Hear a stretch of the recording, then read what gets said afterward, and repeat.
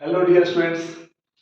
चलिए आज हम आपके सामने इनऑर्गेनिक केमिस्ट्री का एक नया चैप्टर शुरू करने जा रहे हैं, हाइड्रोजन। इस हाइड्रोजन क्वेश्चन से बोर्ड में तो ये 11th का चैप्टर है, इसलिए बोर्ड में तो ज्यादा इंपोर्टेंट नहीं है, लेकिन ये नीट में एक क्वेश्चन से आता है, एक क्वेश्चन से दो क्वेश्चन आता है। इससे तो समझते हैं, एक क्वेश्चन आ जाता है। बच्चे इसको इस चैप्टर को अवॉइड करते हैं या इसको बहुत आसान मानते हैं, लेकिन ये चैप्टर भी आपको एक मार्क्स देते देते जाएगा। तो आपका एक एक क्वेश्चन अगर सही होगा तो रैंक आपका काफी अच्छा आएगा। ठीक है, सबसे पहले बात करते हैं हाइड्रोजन के अंदर कौन कौन सा टॉपिक पढ़ना है। इसमें बहुत सारा टॉपिक पढ़ना है, टॉपिक का नाम लिख लीजिएगा। सबसे पहले हमको कॉन्सेप्ट ऑफ हाइड्रोजन पढ़ना है कि क्या क्या हाइड्रोजन क्या क्या खेल खेलता है। ठीक है, दूसरा हमें पढ़ना है हाइड्रोजन के बारे में, प्रिपरेशन प्रिपरेशन ऑफ हाइड्रोजन। ये हाइड्रोजन कैसे बनाया जाता है, दो तरीके से बनता है, एक लैब में और एक इंडस्ट्री में, यानी कि केमिकल्स मेथड से यानी कमर्शियल मेथड से बनता है। तीसरा, हाइड्रोजन बनाने के बाद उसके बाद हम बात करेंगे हाइड्राइड के बारे में कि हाइड्राइड क्या है। उसके बाद हैवी वाटर के बारे में,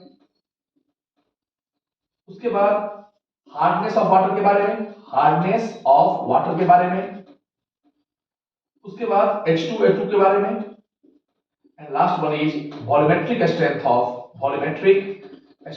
ऑफ H2O2। ठीक है, तो ये सब मेथड है जिसमें हम लोग, इस सब टॉपिक है जिसके बारे में हम हाइड्रोजन चैप्टर में पढ़ेंगे। इस चैप्टर को टोटल मैं 3 घंटे में खत्म कर दूंगा। 3 घंटे अगर आप पढ़ोगे तो एक क्वेश्चन तो इससे श्योर बन जाएगा और सारा का सारा जो चीज आपने कोचिंग में दिया होगा वो सारे भी बनने लगेंगे। ठीक है, चलिए सबसे पहले शुरू करते हैं हाइड्रोजन के बारे में। आप सब लोग जानते हैं, हम सब लोग जानते हैं कि हाइड्रोजन क्या है। हाइड्रोजन पीरियोडिक टेबल का पहला एलिमेंट है, जो सबसे लाइटेस्ट एलिमेंट है, ऑर्डरलेस है, इसका ना कोई टेस्ट है, ना ऑर्डर है, ना कलर है। ठीक है, इसके बारे में पढ़ते हैं। तो सबसे पहले जान लीजिए हाइड्रोजन के 3 आइसोटॉप्स होते हैं। हाइड्रोजन क्या होते हैं, 3 आइसोटॉप्स होते हैं हाइड्रोजन के। एक होते हैं जिसको बोलते हैं प्रोटियम, दूसरा होता है ड्यूटेरियम और तीसरा होता है ट्राइटियम। प्रोटियम को P से, इसको हम क्या करेंगे, इस तरह करेंगे 1H1। ड्यूटेरियम को लिए क्या करेंगे, यूज 1H2 और ट्राइटियम के लिए क्या यूज करेंगे 1H3। जिसका मास 3 होगा उसे क्या बोलते हैं, ट्राइटियम बोलते हैं। ये भी एक बार नीचे क्वेश्चन पूछा हुआ है। ये दोनों जो होते हैं ड्यूटेरियम एंड प्लूटोनियम, ये क्या होते हैं, नॉन रेडियो एक्टिव होते हैं, नॉन रेडियो एक्टिव होते हैं।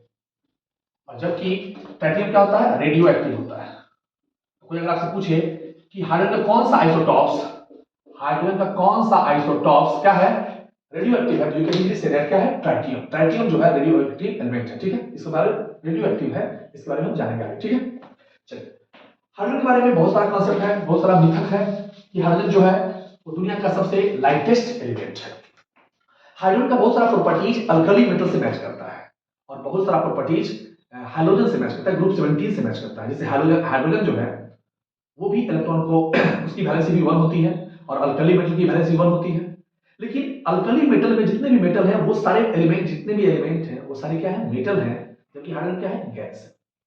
जबकि हाइड्रोजन की तरफ चले, हाइड्रोजन की तरफ, तो हाइड्रोजन की तरफ देखो गौर से, तो सारे क्या हैं, सारे नॉन मेटल हैं और गैस है, और हाइड्रोजन भी गैस है। तो रखना तो चाहिए साइंटिस्ट को किसमें, ग्रुप 17 में, लेकिन उसको साइंटिस्ट ने बहुत ज्यादा कंफ्यूजन दिया हाइड्रोजन, इसलिए हाइड्रोजन को हम लोग न्यूट्रियस एलिमेंट बोलते हैं। मतलब न्यूट्रियस मतलब कि बदमाश एलिमेंट है, और इसके चलते ही हाइड्रोजन को पीरियोडिक टेबल में सबसे बीच में रख दिया गया। ना उसको ग्रुप 1 में ना ग्रुप 17 में रखा गया, उसको कहां रखा गया, पीरियोडिक टेबल के सबसे टॉप पर रखा गया।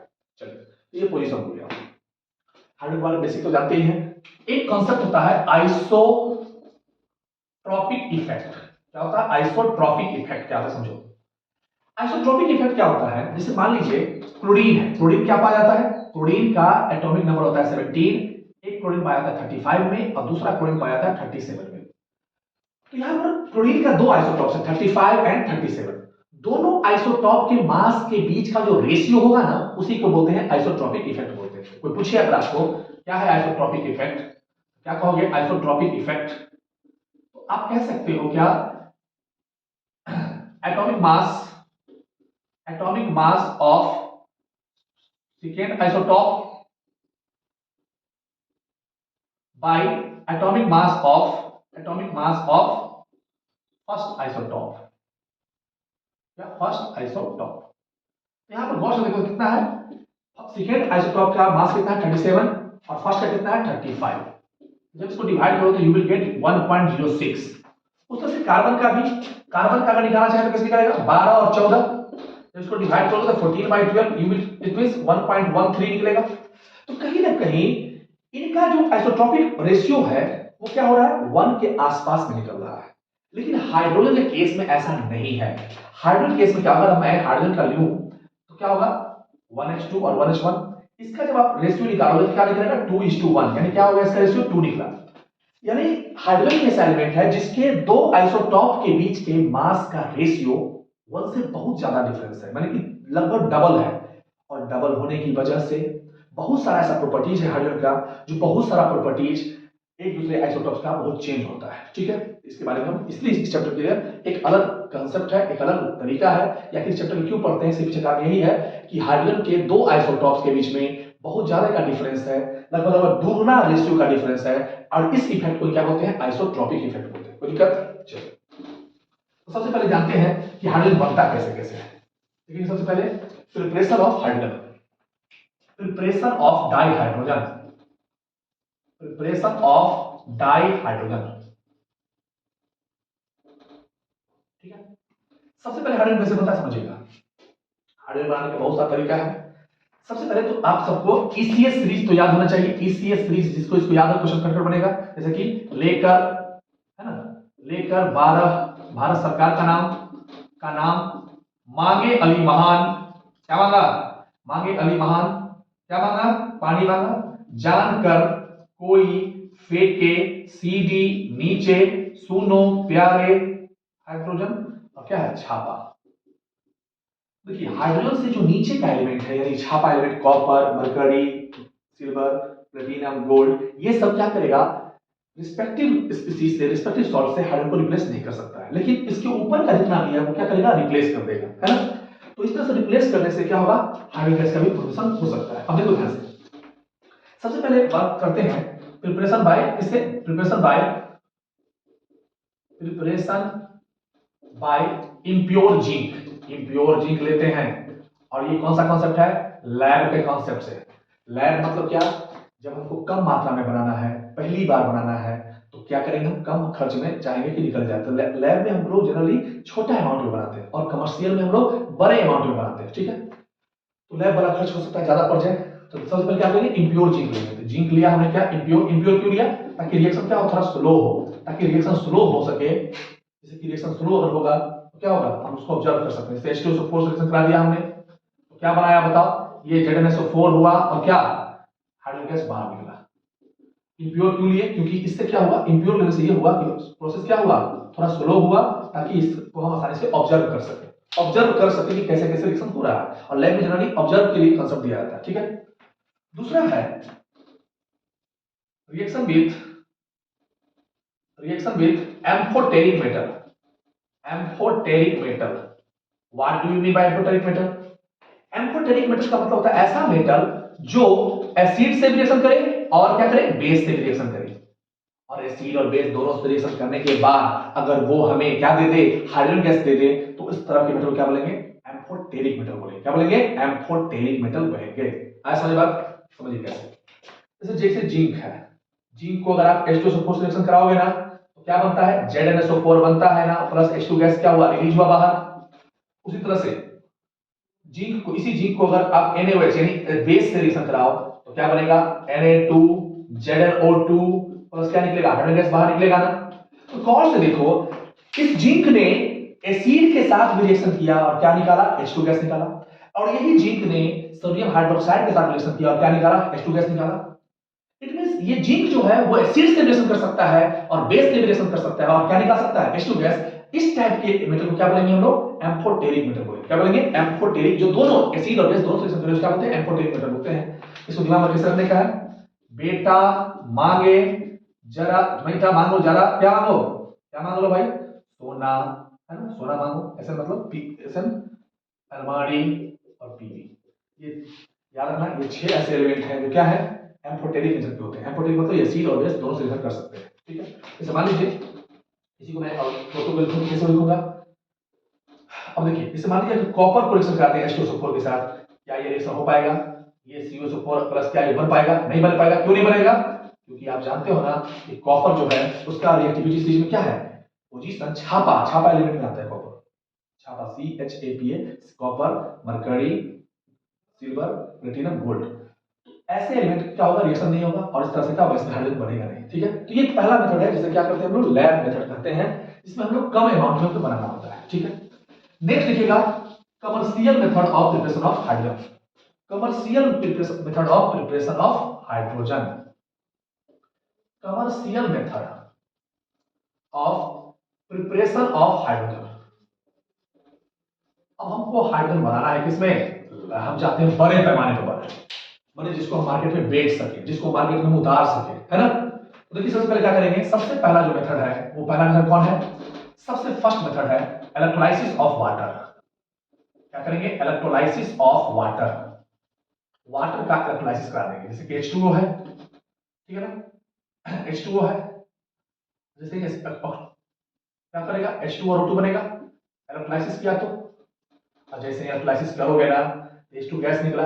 ये जो गैस होगा 99.959% तक क्या होता है? ये प्योर होता है। तो याद रखना, प्योर अगर हाइड्रोजन में प्राप्त करनी है तो कैसे प्राप्त करेंगे? प्योर हाइड्रोजन कैसे प्राप्त करेंगे? H2O को क्या करेंगे? इलेक्ट्रोलाइसिस करा के हम लोग क्या कर सकते हैं? प्योर हाइड्रोजन ऑब्टेन कर सकते हैं। प्योर हाइड्रोजन ऑब्टेन कर सकते हैं। ये फर्स्ट मेथड है, कमर्शियल मेथड इसको बोलते हैं। दूसरा मेथड है जो बहुत इंपॉर्टेंट, याद रखना, उसको बोलते हैं लेन प्रोसेस। क्या याद रखोगे? लेन प्रोसेस। लेन प्रोसेस। कोई पूछ देगा कि लेन प्रोसेस क्या है, समझाता हूं मैं, सुनिएगा ध्यान से। लेन प्रोसेस क्या समझना? इसको टेक्निक से याद रखना, फेल से याद रखना। फेल को क्या? लेन। F मतलब आयरन लेंगे और L मतलब क्या? लेन प्रोसेस में। तो लेन प्रोसेस में रीएजेंट के रूप में किसको लेंगे? सुनिएगा, रीएजेंट के रूप में किसको लेंगे? आयरन को लेंगे। किसको लेंगे? आयरन को। इसमें करेंगे क्या? आयरन को वाटर के साथ रिएक्शन करा देंगे। तो जैसे रिएक्शन कराओगे ना तो क्या बनेगा? Fe3O4 plus H2। इसको बैलेंस करते रहेंगे बैठ के, है ना? Fe3O प्लस O प्लस क्या? H2। तो इससे क्या हुआ? H2 गैस बाहर निकला। इस प्रोसेस को, जिसमें आयरन को वाटर के साथ रिएक्शन करा के क्या प्राप्त किए? H2 गैस प्राप्त किए। तो इसको क्या बोलेंगे बताओ? लेन प्रोसेस बोलेंगे। क्या बोलेंगे? लेन प्रोसेस बोलते हैं। चलिए थर्ड मेथड की बात करें। थर्ड मेथड है जिसको हम लोग बोलते हैं बोस्ट प्रोसेस। क्या बोलते हैं? Boast process. माथा में डाल लीजिए, बोस्ट प्रोसेस क्या है समझाता हूं मैं। बोस्ट प्रोसेस क्या है समझने बारीकी से समझना। इस प्रोसेस में करते क्या है कि कार्बन लेते हैं। क्या लेते हैं? कार्बन, वो भी सॉलिड फॉर्म में लेते हैं, उसको वाटर से रिएक्शन कराते हैं। तो क्या बनेगा? ये जब बनेगा तो क्या बनेगा? CO और क्या? H2 गैस निकलेगा। और दोनों गैस है ना, CO और H2 गैस के मिक्सचर को क्या बोलते हैं? और हाँ, ये कितना पर होता है? 1270 केल्विन पर होता है। क्यों? क्योंकि ये सॉलिड है, तो सॉलिड को गैस में कन्वर्ट करने क्या करना पड़ेगा? कुछ ज्यादा एनर्जी लगाना होगा। तो ये 1270 केल्विन पर होगा। और ये क्या बना? इसका जो मिक्सचर होगा क्या बोलते हैं हम लोग? वाटर गैस बोलते हैं। क्या बोलते हैं? वाटर गैस बोलते हैं। तो पूछेगा क्या बोलते हैं? वाटर गैस बोलते हैं। मतलब डाल लो। तो कार्बन को अगर वाटर से रिएक्शन कराएंगे जिस प्रोसेस के थ्रू, तो क्या बनेगा? कार्बन मोनोऑक्साइड और वाटर हाइड्रोजन बनेगा। और इस प्रोसेस क्या बोलेंगे हम लोग? इस प्रोसेस को हम लोग बोलते हैं क्या? बोस्ट प्रोसेस बोलते हैं। क्या बोलते हैं इसको?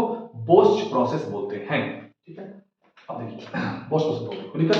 चलिए, और इसको हम लोग साइनर गैस भी बोलते हैं। क्या बोलते हैं? साइनर गैस भी बोलते हैं। क्यों साइनर गैस इसलिए बोलते हैं? क्योंकि ये गैस का इस्तेमाल बहुत सारा चीज का सिंथेसिस में किया जाता है। सिंथेसिस मतलब जैसे कि मिथेनॉल बनाना है ना, एसिड बनाना है। तो इसके सिंथेसिस के लिए हम लोग कार्बन मोनोऑक्साइड और H2 गैस का इस्तेमाल करते हैं, इसलिए इसको हम साइन गैस भी बोलते हैं। याद रखना, साइन गैस इसको बोलते हैं। CO प्लस H2 को साइन गैस भी बोलते हैं, SYN साइन गैस। सिंथेसिस का शॉर्ट फॉर्म है साइन। इसका हम लोग इस्तेमाल करके हम लोग साइन गैस बनाते हैं। ठीक है, अब तो कुछ बात आप दिमाग में डाल लो कि इसको क्या कहते हैं समझना। ये आपसे पूछता है कि प्रोड्यूसर गैस क्या है? प्रोड्यूसर गैस किसको कहते हैं? प्रोड्यूसर गैस अलग किसको कहते हैं? Carbon monoxide plus N2 gas को क्या बोलेंगे? Producer gas. और वाटर गैस किसको कहेंगे? वाटर गैस को ही हम लोग क्या कहते हैं? साइन गैस भी बोलते हैं। किसको कहेंगे? CO प्लस H2 क्या बोलेंगे? Water gas. ये पूछ लेगा हो जाएगा। चलिए, इस तीन मेथड से हम लोग क्या करते हैं? इंडस्ट्रियल है और हम लैब में नहीं, इंडस्ट्री में बना सकते हैं। कमर्शियल मेथड से हम लोग हाइड्रोजन गैस को बना सकते हैं। ठीक है, चलिए, तो जब हाइड्रोजन गैस बन गया, अब इसके आगे की बात करें। हाइड्रोजन गैस बना तो किससे किससे रिएक्शन करता है हाइड्रोजन, वो देखते हैं। सबसे पहले लिखिएगा हाइड्रोजन के बारे में लिखिएगा, properties of hydrogen. Properties of hydrogen, पहला बात, हाइड्रोजन गैस क्या है? हाइड्रोजन इज द लाइटेस्ट, ये सबसे क्या है? लाइटेस्ट एलिमेंट है। पढ़े हो ना, इतना लाइटेस्ट है कि अर्थ क्रस्ट पर नहीं पाया जाता है, लगभग 15-20 किलोमीटर ऊपर पाया जाता है हाइड्रोजन गैस, है ना। 15-20 किलोमीटर ऊपर है। लाइटेस्ट गैस है ये, सबसे लाइटेस्ट सबसे हल्का गैस है। सबसे बड़ी बात टेस्टलेस गैस है, इसका कोई टेस्ट नहीं होता है। सबसे उसके बाद ऑर्डरलेस गैस है, ऑर्डरलेस मतलब कोई सुगंध भी नहीं इसका है। और क्या है, कलरलेस गैस है, कोई भी कलर भी नहीं है, सारा कुछ इसका लेस है, कुछ है ही नहीं। दूसरा देखिए, हाइड्रोजन जो है क्या है, इनफ्लेमेबल है गैस है। मतलब इनफ्लेमेबल मतलब क्या, ये गैस किसी भी आग लगने में क्या करेगा, मदद नहीं करेगा, ये रोकने का काम करेगा, हेल्प नहीं करेगा। ऑक्सीजन क्या करता है, फ्लेमेबल गैस है, उसको हेल्प करता है, आग लगाओ। और हाइड्रोजन क्या करेगा, आग लगने में क्या करेगा, मदद नहीं करेगा, क्या करेगा, इसको रोकने का काम करेगा, इनफ्लेमेबल गैस है। थर्ड बात, इसकी जो मेल्टिंग एंड बॉइलिंग पॉइंट होती है, सुनिएगा, इसकी मेल्टिंग एंड बॉइलिंग पॉइंट होती है -252 डिग्री सेल्सियस होती है। इसकी मेल्टिंग पॉइंट बहुत बहुत कम होती है। इसकी मेल्टिंग पॉइंट बहुत कम होने की वजह से, बहुत लो होने की वजह से इसको हम लोग क्या बोलते हैं, क्रायोजेनिक फ्लूइड भी बोलते हैं। यार ना, क्रायोजेनिक फ्लूइड बोलते हैं। कोई पूछ देगा कि हाइड्रोजन गैस को क्या कहते हैं, क्या कहोगे, क्रायोजेनिक फ्लूइड बोलते हैं। क्यों क्रायोजेनिक फ्लूइड का इस्तेमाल हम तब करते हैं जब हमको अगर टेम्परेचर को लो करना हो, अगर हम टेम्परेचर को लो करना चाहते हैं, तो अगर टेम्परेचर को डाउन करना चाहेंगे, जिस जिस गैस की हेल्प से या जिस फ्लूइड की हेल्प से टेम्परेचर को लो करते हैं, उसको क्या बोलते हैं हम लोग, क्रायोजेनिक फ्लूइड बोलते हैं। और इसका टेम्परेचर इतना लो है, 252 डिग्री सेल्सियस, पॉजिटिव में नहीं, माइनस में, इतना छोटा माने इतना कम वैल्यू है, इसको क्या बोलते हैं, क्रायोजेनिक फ्लूइड बोलते हैं। कोई पूछेगा अगर आपसे कि क्रायोजेनिक फ्लूइड का एग्जांपल तो क्या कहोगे, हाइड्रोजन गैस कहोगे। ठीक है, चौथा, चलिए सवाल आते हैं। ये हो गया छोटा छोटा बातें, प्रॉपर्टीज हो गया। लिखेंगे uses of hydrogen gas. Uses of hydrogen gas, use तो भी जानते हो ना, सबसे पहला यूज जानो, इसका इस्तेमाल करते हैं सीप बैलून में करते हैं। सीप बैलून होता है ना, बड़े बड़े समुद्र में सीप चलते हैं, उस सीप बैलून के अंदर, उस सीप बैलून के अंदर जो बैलून होता है, उसमें जो गैस भरा होता है, वो मिक्सचर किसका होता है, वो मिक्सचर होता है किसका, हाइड्रोजन गैस का, और साथ ही साथ किसका, हीलियम गैस का मिक्सचर होता है। उसमें हाइड्रोजन गैस होता है 15% और हीलियम होता है 85% होता है। ठीक है, ठीक है। दूसरा देखिए, रॉकेट, उसके बाद हाइड्रोजन गैस का इस्तेमाल रॉकेट फ्यूल में करते हैं। रॉकेट फ्यूल में इस्तेमाल करते हैं, है ना, रॉकेट फ्यूल बहुत सारा। और आने वाला वक्त में इसकी क्लोरीफिक वैल्यू, हाँ एक और बात प्रॉपर्टी लिखिएगा, क्लोरीफिक वैल्यू सबसे हाई होती है इसकी। क्लोरीफिक वैल्यू क्या होती है इसकी, लगभग 155 किलो जूल पर मोल होता है। 155 किलो जूल पर मोल, सबसे ज्यादा क्लोरीफिक वैल्यू किसकी होती है, हाइड्रोजन की होती है। जानते हो साइंटिस्ट अभी जो भारत के जो मंत्री हैं, वो चाहते हैं कि हाइड्रोजन गैस से क्या हो, उससे बनने वाला क्या हो, फ्यूल का इस्तेमाल हो, ताकि आने वाले वक्त में क्या हो, एफिशिएंसी कम हो, और एफिशिएंसी इतना ज्यादा एफिशिएंसी हो जाए तो खर्च क्या हो जाए, कम हो जाए, ताकि ये जब हाइड्रोजन गैस से चलने वाला जब वाहन या मशीन आ जाएगा तो क्या होगा, काफी ज्यादा कॉस्ट इफेक्टिव हो जाएगा। देखिए, तो ये हाइड्रोजन गैस की कहानी है। नेक्स्ट लिखिए टॉपिक हाइड्राइड। नेक्स्ट लिखोगे हाइड्राइड। हाइड्राइड क्या समझिए, तो लिखो reaction of hydrogen, reaction of hydrogen. पहला reaction with hydrogen, reaction with क्या, हाइड्रोजन।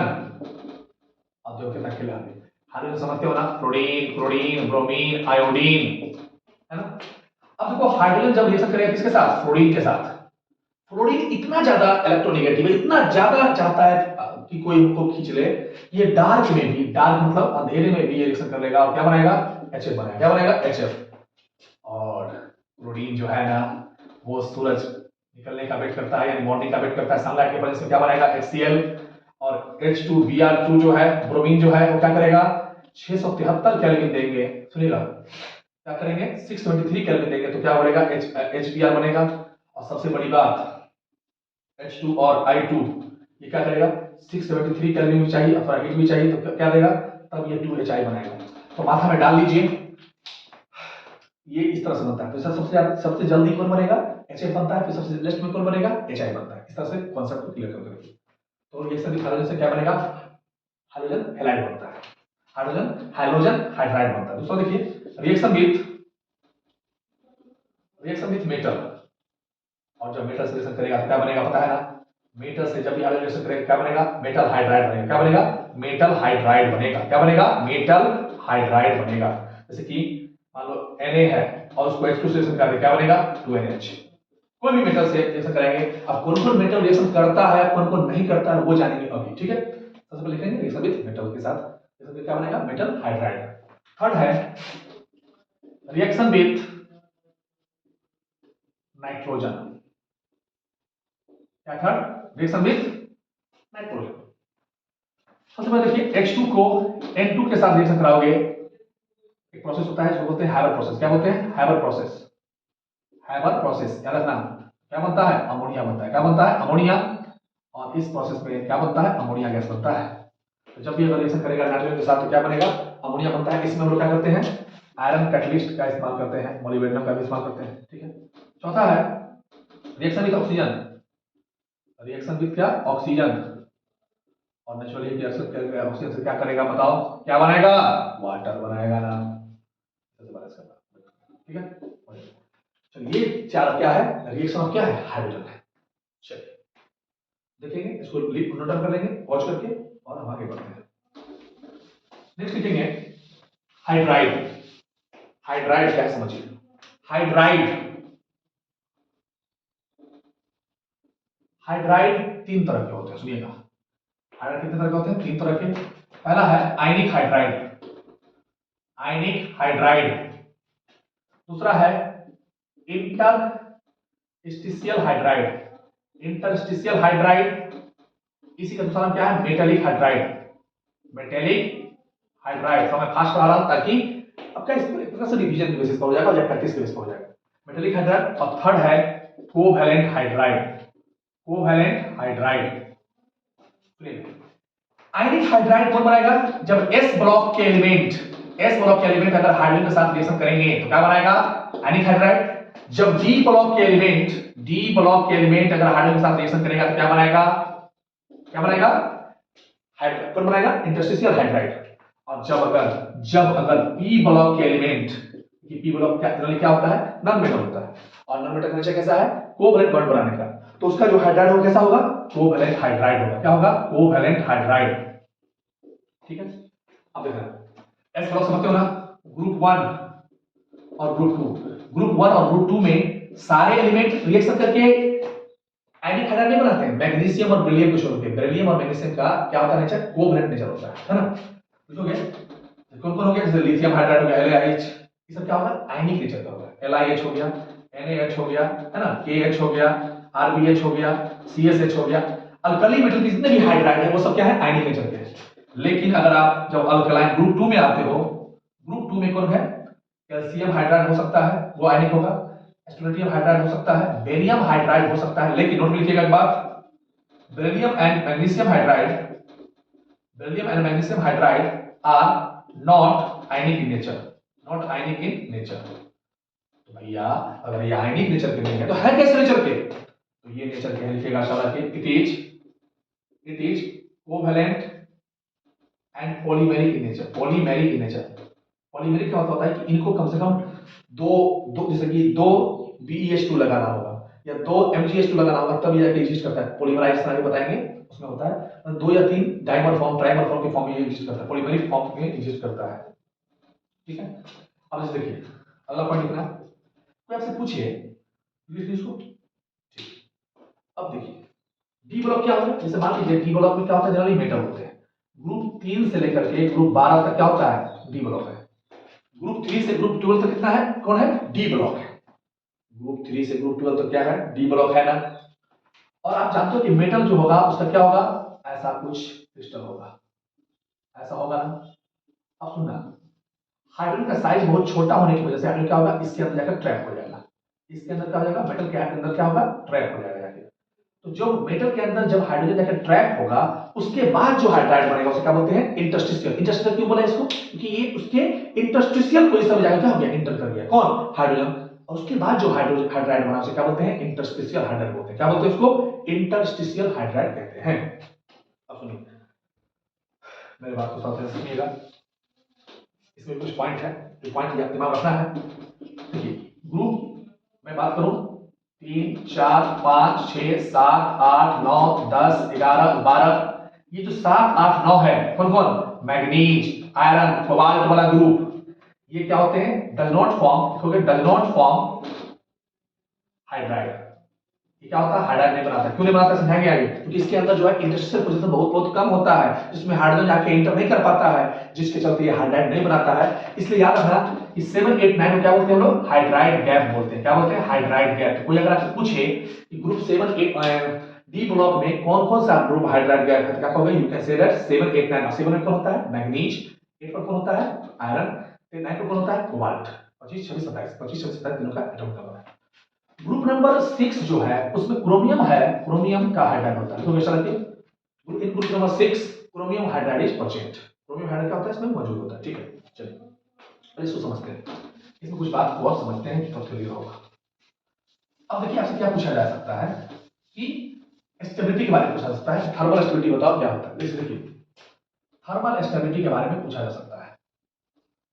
थर्मल स्टेबिलिटी का मतलब होता है कि गर्म करने के बाद, हीट करने के बाद कौन कितना देर तक स्टेबल रहा। माने स्टेबल का मतलब कि अपना अपना जो जिसके कंस्टिट्यूएंट एटम है वो कितना, माने कौन अपना कंस्टिट्यूएंट एटम को नहीं छोड़ा, नहीं रिलीज किया, उसे क्या बोलते हैं? थर्मल स्टेबिलिटी बोलते हैं। अब सुनिए, जैसे लिथियम हाइड्राइड है, सोडियम हाइड्राइड है, पोटेशियम हाइड्राइड है, रुबिडियम हाइड्राइड है, सीजियम हाइड्राइड है। देखिए इसमें टॉप से बॉटम आने पर क्या होता है? एटॉमिक साइज क्या होता है बताओ? बढ़ता है ना, इंक्रीज करता है ना। अब साइज बढ़ेगा। अब लिथियम बेचारा छोटा सा, उसको हाइड्रोजन से प्यार होगा। क्या वो छोटा आदमी जिसको एक गरीब इंसान को जब प्यार होता है तो क्या करता है? प्यार को जल्दी छोड़ना नहीं चाहता है, वो चाहता है कि उस प्यार को पकड़ के रखे, पूरा इज्जत दे, सम्मान दे, रिस्पेक्ट दे, और देता भी है और देना भी चाहिए। देखिए तो लिथियम का साइज छोटा है, फिर सोडियम का उससे बड़ा, पोटेशियम उससे बड़ा, रुबिडियम उससे बड़ा, सीजियम सबसे बड़ा, और सीजियम बहुत बड़ा है। अब उसके में कहां पर हाइड्रोजन चिपका हुआ उसको आइडिया भी नहीं है कि कहां हाइड्रोजन चिपका हुआ है। तो वो अगर थोड़ा भी हीट करेगा तो क्या हाइड्रोजन उछल के भाग जाएगा। उछल के भागा मतलब क्या हुआ? वो कम स्टेबल है ना। जरा सुना, अगर हाइड्रोजन और सीजियम दोनों अलग हो गया, अलग होना क्या है? अनस्टेबल को बताता है, और रह गया साथ में उसको क्या बोलते हैं? स्टेबल बताता है। तो यहां देखना गौर से, तो थर्मल स्टेबिलिटी क्या होगा? जितना बड़ा साइज होगा, याद रखना थर्मल स्टेबिलिटी जो होता है वो क्या होता है? इनवर्सली प्रोपोर्शनल होता है एटॉमिक साइज के। इसके एटॉमिक साइज के। अब सुनिएगा, तो जरा बताओ थर्मल स्टेबिलिटी किसका सबसे ज्यादा है? सबसे ज्यादा स्टेबल कौन है? लिथियम हाइड्राइड, फिर सोडियम हाइड्राइड, फिर रुबिडियम, पोटेशियम हाइड्राइड, फिर रुबिडियम हाइड्राइड, फिर सीजियम हाइड्राइड। ठीक है, चलिए ये तो हो गया। अब आपसे कोई पूछे कि इसका एसिडिक स्ट्रेंथ बताइए क्या होगा? एसिडिक स्ट्रेंथ के बारे में आप जानते हो ना? एसिडिक स्ट्रेंथ किसको बोलते हैं? जो easily easily H plus ion release करे, जो H प्लस क्या करे? इजिली रिलीज करे, उसको क्या बोलते हैं? Acidic strength. अब स्वाभाविक ये कौन जल्दी रिलीज करेगा? पानी में मिलाइएगा, सबसे पहले क्या होगा? सीजियम। हाइड्रोजन तुम जाओ हाइड्रोजन। तो क्योंकि सीजियम का साइज क्या है? बड़ा है, तो उस पर उतना ध्यान नहीं दे रहा है, हाइड्रोजन क्या हो गया? निकल गया बाहर, क्योंकि उसका इलेक्ट्रॉन फोर्स क्या है? कमजोर है, निकल गया। तो स्वाभाविक जितना जल्दी निकल गया यानी क्या? उसका एसिडिक स्ट्रेंथ क्या है? ज्यादा है, वो उतना जल्दी H प्लस को रिलीज कर रहा है। यानी एसिडिक स्ट्रेंथ की बात करें, एसिडिक स्ट्रेंथ की बात करें तो क्या होगा ऑर्डर इसका बताओ? लिथियम हाइड्राइड, फिर सोडियम हाइड्राइड, फिर पोटेशियम हाइड्राइड, फिर रुबिडियम हाइड्राइड, फिर सीजियम हाइड्राइड। ठीक है, तो सीजियम हाइड्राइड क्या है का एसिडिक स्ट्रेंथ क्या होगा? सबसे ज्यादा होगा, सबसे अधिक होगा। ठीक है, ये सब क्वेश्चन आपसे पूछा जा सकता है। ठीक है, तो आप कर लोगे। देखिए नेक्स्ट है कोवैलेंट हाइड्राइड। क्या है नेक्स्ट? Covalent hydride. हाइड्रोजन के बाद में एस ब्लॉक का पढ़ाऊंगा, फिर पी ब्लॉक का पढ़ाऊंगा, डालूंगा वीडियो, आप लोग देखते रहेंगे। इनऑर्गेनिक केमिस्ट्री पूरा डालूंगा, ऑर्गेनिक भी साइमल्टेनियसली डालने की कोशिश करूंगा। कोवैलेंट हाइड्राइड, कोवैलेंट हाइड्राइड कब बनता है सुनिएगा। कोवैलेंट हाइड्राइड को अगर आपसे पूछे कैसे बनेगा तो माथा में डाल लीजिए, पी ब्लॉक के एलिमेंट होने चाहिए। कैसा होना चाहिए? पी ब्लॉक एलिमेंट किसके साथ? हाइड्रोजन के साथ अगर हो जाए तो क्या बनेगा? Covalent hydride. और पी ब्लॉक एलिमेंट कहां से कहां तक होता है बताओ? ग्रुप नंबर 13 से 18 तक होता है ना। लेकिन 18 वाला क्या होगा? पार्टिसिपेट नहीं करेगा, 18 में क्या है? नोबल गैस है, और नोबल गैस तो पार्टिसिपेट करेगा नहीं, तो कहां तक करेगा बताओ? 17 तक करेगा। ठीक है, अब सुनिएगा, इसके भी 3 पार्ट हैं। इसके भी क्या है? 3 पार्ट है। सबसे पहला पार्ट माथा में डाल लेना है। पहला जो पार्ट है उसे कहते हैं इलेक्ट्रॉन डिफिशिएंट हाइड्राइड। क्या बोलते हैं? Electron deficient hydride. दूसरा क्या है? Electron precise hydride. और तीसरा क्या है? Electron rich hydride. Electron rich क्या? हाइड्राइड। अब सुनिए, ग्रुप 13 वाले जो एलिमेंट होंगे वो जो हाइड्रोजन के साथ रिएक्शन करेंगे तो क्या बनेगा? इलेक्ट्रॉन डिफिशिएंट हाइड्राइड बनेगा। मतलब कि ऐसा हाइड्राइड जिसके सेंट्रल एटम के पास या ग्रुप 13 के जो एलिमेंट है उसके पास अगर 8 से कम इलेक्ट्रॉन है तो क्या बोलते हैं? उसे कहते हैं लेस देन। अगर 8 इलेक्ट्रॉन है तो क्या बोलेंगे उसको? इलेक्ट्रॉन डिफिशिएंट हाइड्राइड बोलेंगे। जैसे कि ग्रुप 13 जानते हो ना, बोरोन, बैगन, आलू, गाजर इन थैला। इनके जो हाइड्राइड होंगे BH3, AlH3, है ना, GH3, इंडियम H3, है ना, या TlH3, इनके जो हाइड्राइड होंगे कैसे होंगे ये? इनके हाइड्राइड होंगे इलेक्ट्रॉन डिफिशिएंट हाइड्राइड। क्यों? क्योंकि बोरोन बैलेंस इलेक्ट्रॉन कितना 3 हाइड्रोजन के साथ आया, कितना हो गया 6, क्योंकि एक एक हाइड्रोजन एक एक इलेक्ट्रॉन लेके आएगा। 3 और 3 कितना हो गया 6, तो सबका 6 है। क्या ये 8 हो रहा है? क्या 8 नहीं है, 8 से कम है ना। अगर 8 से कम है तो इसका हो गया ये कैसा होगा? Electron deficient hydride. याद रखना। तो ग्रुप 13 वाले जितने भी हाइड्राइड होंगे, ग्रुप 13 के जितने भी हाइड्राइड होंगे क्या होंगे? इलेक्ट्रॉन डिफिशिएंट हाइड्राइड होते हैं। इलेक्ट्रॉन प्रिसाइड हाइड्राइड किसको बोलते हैं? जिसमें इलेक्ट्रॉन की संख्या कितना होगा? 8 इलेक्ट्रॉन के बराबर होगा। जिसमें ग्रुप 14 के जितने भी एलिमेंट है, ग्रुप 14 के जितने भी एलिमेंट है उसका जो हाइड्राइड है वो क्या बनाएगा? वो बनाएगा इलेक्ट्रॉन प्रिसाइड हाइड्राइड बनाएगा। जैसे कि कार्बन CH4, है ना, SiH4, है ना, GeH4, जर्मेनियम, है ना, SnH4। तो क्या ये सब हाइड्राइड कैसा बनाएगा? इलेक्ट्रॉन प्रिसाइड हाइड्राइड कहलाता है। क्या कहलाता है ये? इलेक्ट्रॉन प्रिसाइड मतलब कि जितना चाहिए उतना है। 8 इलेक्ट्रॉन, देखिए कार्बन 4 वैलेंस इलेक्ट्रॉन और 4 हाइड्रोजन आ गया, कितना हो गया? 4 4 8। तो ये कैसा हाइड्राइड होगा? इलेक्ट्रॉन प्रिसाइड हाइड्राइड कहलाएगा। अगर मोर देन 8 इलेक्ट्रॉन हो, वाह, क्या हो? मोर देन 8 इलेक्ट्रॉन हो तो क्या बोलते हैं? मोर देन 8 इलेक्ट्रॉन हो तो उसे क्या बोलते हैं? इलेक्ट्रॉन रिच हाइड्राइड बोलते हैं। जैसे कि ग्रुप 15 हो गया, ग्रुप 16 हो गया और ग्रुप 17 हो गया। ग्रुप 15 में आता है नाइट्रोजन, फास्फोरस, आर्सेनिक, एंटीमनी, है ना। और ग्रुप 17 में oxygen, sulphur, selenium and tellurium. और ग्रुप 17 में क्या होता है? जिसके पास लोन पेयर भी हो, जिसके पास क्या बच जाए?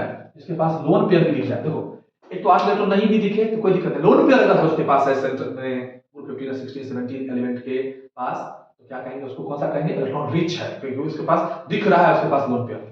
अब ग्रुप 17 में चलता रहेगा फ्लोरीन, क्लोरीन, ब्रोमीन, आयोडीन। अब सुनो, जैसे NH3 है तो क्या होता है? 5 वैलेंस इलेक्ट्रॉन होता है ना नाइट्रोजन का, 3 बॉन्ड के साथ जुड़ गया, एक क्या हो गया? लोन पेयर बच गया ना नाइट्रोजन के ऊपर। जो नाइट्रोजन के ऊपर लोन पेयर बचा, ये नाइट्रोजन के ऊपर क्या हुआ? लोन पेयर जो बचा, इसी के चलते लोन पेयर इसका दिख रहा है, तो क्या हो गया? तो क्या बोलेंगे हम लोग? इलेक्ट्रॉन रिच हाइड्राइड अपना दिखा रहा है ना। उससे तो ऑक्सीजन का देखिए, ऑक्सीजन का इस तरह से होता है ना, क्या हो गया? इसके पास 2 लोन पेयर बचता है ना, तो ये भी क्या है? लोन पेयर दिख गया। इसका मतलब क्या हुआ? 8 इलेक्ट्रॉन, देखिए वो तो 8 ही ना इलेक्ट्रॉन है, ये 2 बॉन्ड में तो 4 और 4 बाहर लोन पेयर, कितना हो गया? 8। लेकिन इसका इलेक्ट्रॉन दिख रहा है ना, जो इसका इलेक्ट्रॉन, इसका नहीं इलेक्ट्रॉन दिख रहा है क्योंकि इसका सारा सारा बॉन्ड में पार्टिसिपेट कर गया, लेकिन इसका क्या है? बॉन्ड में पार्टिसिपेट नहीं किया है। ये क्या हो गया? इलेक्ट्रॉन रिच है। जैसे HF है, HF क्या होगा? इसका 3 लोन पेयर दिख रहा है ना, इसका हो गया 1 लोन पेयर, इसका हो गया 2 लोन पेयर, इसका क्या हो गया? 3 लोन पेयर। ग्रुप 15 में कितना होता है? कितना लोन पेयर बचेगा जब हाइड्रोजन से करेगा? तो 1 लोन पेयर। ग्रुप 16 में 2 लोन पेयर और ग्रुप 17 में 3 लोन पेयर बचता है। ठीक है, अब देखिए ध्यान से, तो ये हाइड्राइड का पूरा कांसेप्ट हो गया। हाइड्राइड आप जस्टिफाई कर सकते हैं कौन किस तरह का हाइड्राइड है। थोड़ी पढ़ के सारे क्वेश्चन को पहले बनाएंगे तब जाके समझ में आएगा। नेक्स्ट देखते हैं। अब देखिए हाइड्राइड हो गया। अब आते हैं नेक्स्ट टॉपिक, लिखते हैं हार्डनेस ऑफ वाटर। क्या है? Hardness of water. Hardness of water क्या समझो? बहुत इंपॉर्टेंट टॉपिक है, इसका क्वेश्चन आता है। एनसीईआरटी पढ़ोगे तो एनसीईआरटी का लैंग्वेज है, उसको समझने में दिक्कत होता है, समझ ही नहीं पाए। उसको समझ लेंगे तो उसके बाद एनसीईआरटी पढ़ोगे तो आपको सारे के सारे क्वेश्चन बनने लगेंगे। हार्डनेस ऑफ वाटर देखिए, हार्डनेस ऑफ वाटर क्या होता है? 2 केटायन होते हैं मौजूद अगर वाटर में, और 3 एनायन होते हैं। क्या होते हैं? 3 एनायन। कौन कौन? HCO3 माइनस, इसको बोलते हैं बाइकार्बोनेट आयन। क्या बोलते हैं? Bicarbonate, not carbonate, bicarbonate. उसके बाद SO4 2 माइनस और Cl माइनस। अगर ये 3 तरह के आयन मौजूद हैं तो इसे क्या बोलेंगे हम लोग? एनायन बोलते हैं। और इस 5 में से कोई भी पेयर बना ले, Ca2 प्लस HCl3 के साथ, Cl2 प्लस SCO3 के साथ, या Ca2 प्लस SO4 के साथ, Ca2 प्लस Cl माइनस के साथ, मतलब 2 केटायन हो, ये दोनों टाइप के केटायन हो, यही 2 केटायन होने चाहिए हार्डनेस के लिए। यही दोनों केटायन क्या है? हार्डनेस के लिए रिस्पांसिबल है। और एनायन में ये 3 होने चाहिए, तीनों में से कोई एक, तीनों में से कोई एक समय में कोई एक, तो क्या होता है? वाटर में हार्डनेस होता है। और आपने बचपन से पढ़ा है सॉफ्ट वाटर किसे कहते हैं? ऐसा वाटर जिसमें क्या हो जाए? झाग उत्पन्न हो जाए, लेथर उत्पन्न हो जाए, फोम प्रोड्यूस हो जाए, उसे क्या बोलते हैं? Soft water. हार्ड वाटर किसको बोलते हैं? ऐसा वाटर जिसमें झाग प्रोड्यूस करना क्या हो जाए? मुश्किल हो जाए, जिसमें झाग उत्पन्न न हो, उसे क्या बोलते हैं? क्या बोलते हैं बोलो? उसको बोलते हैं हार्ड वाटर। चलिए, तो हार्ड वाटर के पीछे कॉज क्या है? कोई पूछेगा हार्ड वाटर क्यों होता है, तो हार्ड वाटर के पीछे कॉज क्या है? अगर लिखना चाहे तो लिख सकते हैं कॉज ऑफ हार्ड वाटर क्या है, मैं बोल सकता हूं कैल्शियम का क्या है, हाइड्रोजन कार्बोनेट है, या मैग्नीशियम का हाइड्रोजन कार्बोनेट हो, या कैल्शियम का क्लोराइड हो, या मैग्नीशियम का क्लोराइड हो, या कैल्शियम का सल्फेट हो, या मैग्नीशियम का सल्फेट हो।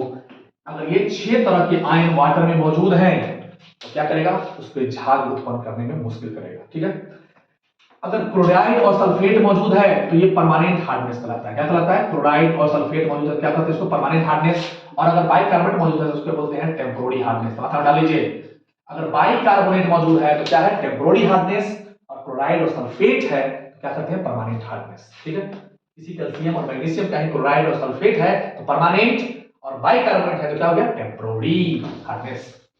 चलिए हार्डनेस के बारे में अंत में बात करते हैं। हार्डनेस दो तरह के होते हैं, सुनिएगा, हार्डनेस भी दो तरह के हैं। हार्डनेस दो तरह के हैं वाटर में, एक है टेम्पोररी हार्डनेस। टेम्पोररी का मतलब होता है कि जिसको अगर हम थोड़ा सा बॉयल कर दें या छोटा सा कुछ मिला दें तो उसका हार्डनेस खत्म हो जाए, टेम्पोररी हार्डनेस उसको बोलते हैं। टेम्पोररी हार्डनेस का पीछे कारण क्या है, याद रखना, कैल्शियम और मैग्नीशियम के बाइकार्बोनेट होने चाहिए। कैसे होना चाहिए, बाइकार्बोनेट होने चाहिए। कैल्शियम और मैग्नीशियम के बाइकार्बोनेट होने चाहिए। माने कि कोई पूछ देगा कि टेम्पोररी हार्डनेस के पीछे वजह क्या है, क्या कहोगे, कैल्शियम बाइकार्बोनेट होना चाहिए या मैग्नीशियम बाइकार्बोनेट। बाइकार्बोनेट अगर मौजूद है इन दोनों का तो क्या होगा, टेम्पोररी हार्डनेस। टेम्पोररी हार्डनेस इसलिए इसको बोलते हैं क्योंकि इसका हार्डनेस हटाना क्या है, उतना मुश्किल नहीं है। माने घर में भी आप इसका हार्डनेस को हटा सकते हैं बॉयल करके या चूना मिला करके, चूना का पानी जो होता है ना उसको मिला करके हार्डनेस हटा सकते हैं। लेकिन परमानेंट हार्डनेस हटाने के लिए आपको क्या करना होगा, लैब में जाना होगा, इंडस्ट्री में जाना होगा। परमानेंट हार्डनेस के लिए क्या करना होगा, लैब में या इंडस्ट्री में जाना होगा। परमानेंट हार्डनेस का कहानी क्या है कि कैल्शियम और मैग्नीशियम का क्या होना चाहिए, क्लोराइड के साथ, और या कैल्शियम और मैग्नीशियम का किसके साथ, सल्फेट के साथ। अगर इन दोनों का कॉम्बिनेशन है तो इसको क्या बोलते हैं, परमानेंट हार्डनेस बोलते हैं। ठीक है, लेकिन इसके परमानेंट हार्डनेस के लिए हमको क्या होगा, इंडस्ट्री में जाना होगा या थोड़ा बहुत हमको एक्सपेरिमेंट करना होगा, थोड़ा बहुत लैब में परफॉर्म करना होगा। ठीक है, चलिए सबसे पहले जानते हैं कि removal of temporary hardness. Removal of temporary hardness, लिखेंगे रिमूवल ऑफ टेम्पोररी हार्डनेस। आखिर एक टेम्पोररी हार्डनेस कैसे हटता है, सुनिएगा। इसको हटाने का दो तरीका है, मैं समझाता हूं, इसको दिमाग टेक्निक याद रखना। सीबीटी, बहुत लोग कंफ्यूजन होता है, सीबीटी का मतलब क्या, क्लार्क मेथड। सी फॉर क्या, क्लार्क मेथड, यह था ना, एक था माइकल क्लार्क, उसके नाम पर है क्लार्क मेथड। और बी का मतलब क्या हो गया, बॉइलिंग से सीधे हीट करके, और टी का मतलब क्या होगा, टेम्पोररी। तो ये दो मेथड से हम क्या करते हैं, टेम्पोररी हार्डनेस को हटाते हैं। सबसे पहले आते हैं बॉइलिंग मेथड। क्या है, बॉइलिंग मेथड। बॉइलिंग मेथड का मतलब क्या हो गया, जस्ट बॉइल कर दिए, जस्ट हीट कर दिए, क्या हो गया, उसका हार्डनेस हट गया। जस्ट हीट किए, हट गया। और बॉइलिंग में बहुत बड़ा कॉन्सेप्ट है, इसको याद रखना। अभी टेक्निक मैं सेट करता हूं, क्या करूंगा मैं, क्योंकि ये टेम्पोररी हार्डनेस है तो किस तरह का हार्डनेस होगा, कैल्शियम बाइकार्बोनेट होगा ना, मैग्नीशियम बाइकार्बोनेट होगा ना, उसको लेते हैं। कैल्शियम बाइकार्बोनेट को लिया, HCO3 का हॉल्ट ट्वाइस, इसको चुपचाप हीट किया। जैसे ही हीट किया तो क्या बना, ये CaCO3 प्लस H2O और CO2 गैस बाहर रिलीज हुआ। ये जो पानी प्राप्त हुआ ना, ये जो पानी उपयोग हुआ क्या है, प्योर पानी है, इसको आराम से आप पी सकते हैं, है ना। ठीक है, लेकिन वही अगर मैग्नीशियम हाइड्रोजन कार्बोनेट को अगर हम यूज कर दें और उसको अगर बॉयल करें, हीट करें, तो ये पहले तो बनाता है MgCO3 बनाता है, लेकिन वो स्टेबल प्रोडक्ट नहीं है। उसके बाद वो कुछ समय के बाद उसमें वाटर का लगातार सप्लाई होने की वजह से वो कन्वर्ट हो जाता है, इसमें मैग्नीशियम हाइड्रोक्साइड में कन्वर्ट हो जाता है। और क्या किसमें, मैग्नीशियम हाइड्रोक्साइड में कन्वर्ट होता है, और किसमें, H2O और किसमें, CO2 में। इसको ठीक लगा, बहुत इंपॉर्टेंट है, पूछेगा क्वेश्चन कि मैग्नीशियम, ये पूछ देगा क्वेश्चन, बता दोगे ना। कैल्शियम में कैल्शियम कार्बोनेट कन्वर्ट होता है, लेकिन मैग्नीशियम क्या होता है, मैग्नीशियम हाइड्रोक्साइड में क्या होता है, मेजर प्रोडक्ट में कन्वर्ट होता है। ठीक है, चलिए ये हो गया बॉइलिंग मेथड। अब एक साइंटिस्ट आया जिनका नाम था क्लार्क, उन्होंने सोचा कि बॉइलिंग मेथड टेम्पोररी हार्डनेस को हटाना है, क्यों इसमें इतना खर्च करें। उन्होंने क्या किया, चूना, चूना समझते हो ना, लाइम वाटर जिसको बोलते हैं, CaOH का हॉल्ट ट्वाइस, उसका उन्होंने घोल बनाया। और उस घोल को उठा करके, उस सॉल्यूशन को उठा करके उन्होंने क्या किया, कैल्शियम हाइड्रोजन कार्बोनेट या मैग्नीशियम हाइड्रोजन कार्बोनेट में डाल दिया। अब बिना बाहर से, माने बाहर में आप हीट करने की जरूरत नहीं है, क्योंकि आप देखते होंगे जब जहां पर जब पुताई होता होगा तो कि वो जो चूना होता है वो खुद क्या होता है, उबलना स्टार्ट हो जाता है। माने उबलना, देखते हो ना, फुल फुल फुल करने लगता है, उबलने लगता है। तो वो खुद ही अपना हीट प्रोड्यूस करता है। कौन? Calcium hydroxide. तो याद रखना, लिखोगे क्लार्क मेथड। क्लार्क मेथड क्या है समझिए। क्लार्क मेथड क्या है समझोगे। क्लार्क मेथड से किसको साफ करते हैं बताओ। क्लार्क मेथड से साफ करते हैं किसको? टेम्पोररी हार्डनेस से साफ करते हैं क्लार्क मेथड। इसमें रीएजेंट क्या लेते हैं माथा में डाल लीजिए। रीएजेंट क्या लेंगे? इसमें रीएजेंट लेंगे क्या? CaOH का होल ट्वाइस। माथा में डालो CaOH का होल ट्वाइस। इसी को क्या बोलते हैं हम लोग? लाइम वाटर बोलते हैं। क्या बोलते हैं? Lime water. करेंगे क्या? कैल्शियम हाइड्रोजन कार्बोनेट है, इसमें मिला दिया हमने CaOH का होल ट्वाइस, और जैसे ही मिलाया क्या बना? CaCO3 बना। ठीक है, और H2O और प्लस CO2 एकदम खटाखट निकल गया। ठीक है ना? तो इस तरह से कोई पूछ लेगा कि क्लार्क मेथड से किसको साफ करते हैं, क्या कहोगे? टेम्पोररी हार्डनेस को। क्लार्क मेथड में किसको लेते हैं रिएजेंट के रूप में, क्या कहोगे? CaOH का होल ट्वाइस लेते हैं। इसमें